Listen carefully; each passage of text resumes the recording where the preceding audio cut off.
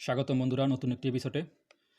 আজকে আপনাদেরকে যে বিষয়টি দেখাবো সেটি হচ্ছে গোলাকার কাঠের সিএফটি বের করার নিয়ম। তো আমাদের অনেকই সময়ই আমাদের গোলাকার কাঠের সিএফটি বের করার প্রয়োজন হতে পারে। তো যদি আপনাদের কখনো এই ধরনের গোলাকার কাঠের সিএফটি বের করার প্রয়োজন হয়, তখন যেন আপনারা যেকোনো ঝামেলার সম্মুখীন হওয়া ছাড়াই সুন্দরভাবে কাঠের সিএফটি বের করতে পারেন। তো তার জন্যই আমাদের এই আজকের এই এপিসোড। তো শুরু থেকে আমাদের শেষ পর্যন্ত থাকুন, আশা করি বিষয়টি ক্লিয়ার হয়ে যাবেন। তো গোলাকার কাঠের সিএফটি বের করার জন্য প্রথমে আমাদের কাঠটি লম্বা একটি মাপ নিয়ে নিতে হবে, যে এই প্রান্ত থেকে এই প্রান্ত। তো আমি এখানে আনুমানিক একটি কাঠ নিয়ে নিয়েছি, বা গোলাকার একটি গাছের অংশ নিয়ে নিয়েছি।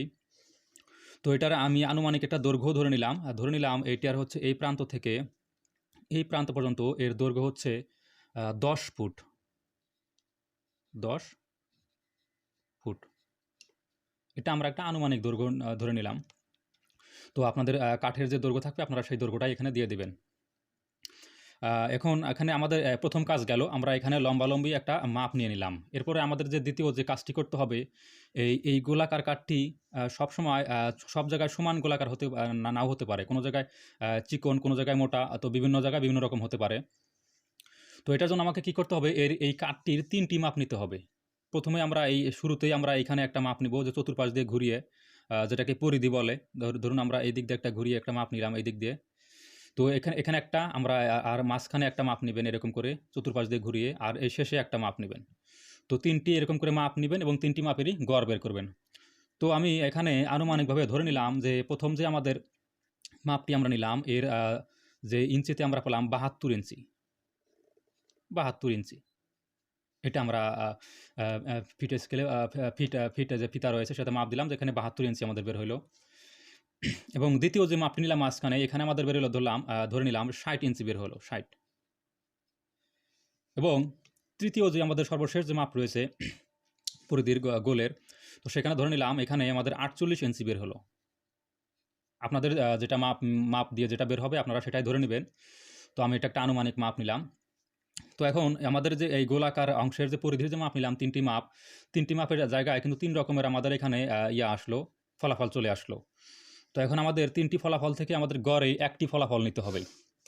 এই গোলাকার কাঠটিতে কত সিএফটি কাঠ রয়েছে সেটা বের করার জন্য আমাদের এই 3টি এরকম করে মাপ নিয়ে এর গড় নিয়ে একটি পরিধি নিতে হবে।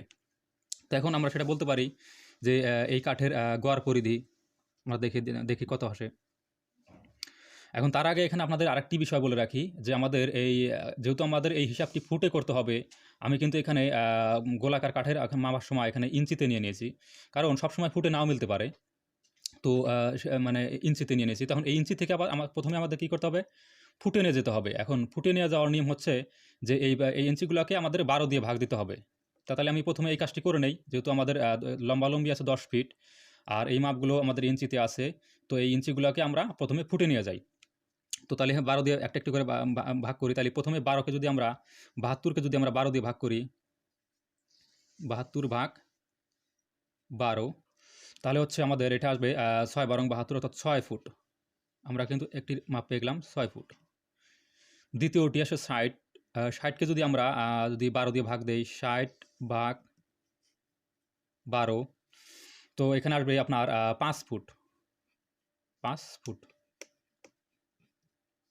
তো আমি যেহেতু এখানে মিলিয়ে নিয়েছি, এখানে আপনাদের সম্পূর্ণ নাও মিলতে পারে, দশমিক আসলে কোনো সমস্যা নেই, আপনারা দশমিক দিয়েই নিয়ে নেবেন, কোনো সমস্যা নেই। তৃতীয় যেটি রয়েছে সেটি হচ্ছে 48 ইঞ্চি। সেই আমরা 48কে যদি 12 দিয়ে ভাগ দেই, 4 12 48, অর্থাৎ 4 ফুট। 4 ফুট। তার মানে আমরা 3টেরই কিন্তু মাপ নিয়েছিলাম, সেই 3টি মাপই ছিল ইঞ্চিতে। সেখান থেকে আমরা গড় অর্থাৎ গড় না, দুঃখিত, ফুটের কিন্তু আমরা পেয়ে গেলাম। এখন এই ফুট থেকে আমরা এই কাঠের মানে গড় পরিধি বের করবো, অর্থাৎ কাঠের গড় পরিধি, অর্থাৎ কাঠের গড় পরিধি।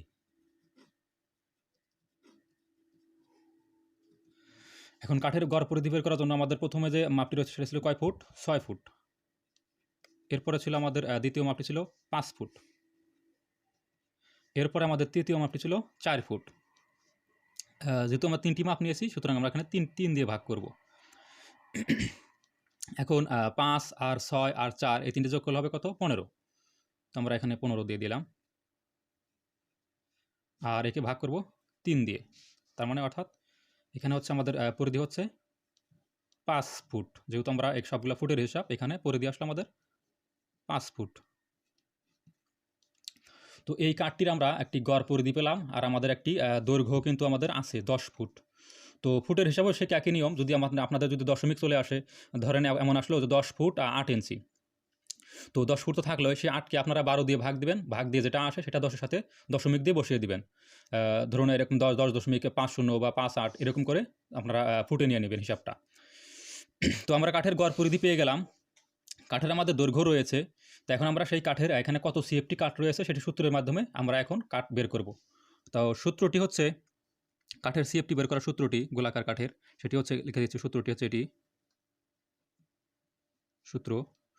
এই পরিধিকে আমরা যে পরিধি পেলাম, এই পরিধিকে আপনারা বর্গ করবেন, অর্থাৎ 2 বার গুণ করবেন। পরিধি গুণন পরিধি। আর হচ্ছে এটাকে বর্গ করবেন, আর দৈর্ঘ্য নেবেন একবার। দৈর্ঘ্য আমাদের কত ছিল? 10 ফুট। সেটা এখানে আমাদের দৈর্ঘ্য পরে বসে দিচ্ছি, কিন্তু দৈর্ঘ্য একবার নিতে হবে। তো এখন পরিধি গুণন পরিধি, অর্থাৎ পরিধির বর্গ তার সাথে গুণন হবে দৈর্ঘ্য, পরিধির বর্গ তার সাথে দৈর্ঘ্যতে গুণ দিয়ে 16 দিয়ে ভাগ দিয়ে দিবেন। এই সূত্রটির মাধ্যমে আপনারা এখানে মোট কত সিএফটি কাঠ রয়েছে এই গোলাকার কাঠটিতে সেটি বের করে ফেলবেন। তো এখন আমরা যেহেতু সবগুলো আমাদের পরিধির মান রয়েছে, আমরা পেয়েছি আগেই 5 ফিট, আমরা এখানে 5 দিলাম। 5 গুণন আবারও পরিধি 5 গুণন দৈর্ঘ্য হচ্ছে 10, একে ভাগ দিতে হবে, ভাগ আছে 16। তো 5 গুণন 5 আর 10 গুণ করলে 250 হবে। 250 ভাগ 16। এখন এই 250কে যদি 16 দিয়ে ক্যালকুলেটরে ভাগ দেন, সেখানে কত সিএফটি কাঠ রয়েছে সেটা কিন্তু আপনাদের এখানে চলে আসবে। তো এটা ক্যালকুলেটরে ভাগ দিলে যেটি আসবে 15.625, অর্থাৎ এত সিএফটি এখানে কাঠ রয়েছে, সিএফটি কাঠ রয়েছে। তার মানে আমরা এখন সূত্রের মাধ্যমে পেয়ে গেলাম যে এখানে প্রায় 15.5 সিএফটির উপরে কাঠ রয়েছে। তো আপনারা একটু হালকা কম বেশি করলেও তাও 15.5 সিএফটি কাঠ থাকবে। তো আজকের এই যে নিয়মটি আপনাদের দেখে দিলাম, এই নিয়মের মাধ্যমে আপনারা গোলাকার কাঠের সিএফটি বের করতে পারবেন। তো আশা করি আমাদের এই ভিডিওটি আপনাদের জন্য যথেষ্ট হেল্পফুল হয়েছে। তো আমাদের চ্যানেলটি সাবস্ক্রাইব করে আমাদের পাশেই থাকবেন। কথা হবে পরবর্তী নতুন কোনো এপিসোডে। ধন্যবাদ।